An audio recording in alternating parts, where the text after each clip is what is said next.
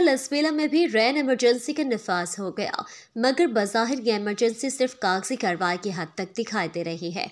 Ground पे ऐसी कोई इमरजेंसी सूरत हाल नजर नहीं आ रही। लोग परेशान हैं, निकासी आब तक का इंतजाम न हो सका।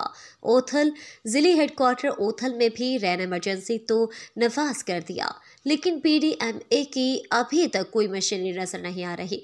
ये भी बताता चलूँ कि रेन इमरजेंसी नफाज तो कर दी गई है, ये सिर्फ कागजी कार्रवाई तक महदूद है।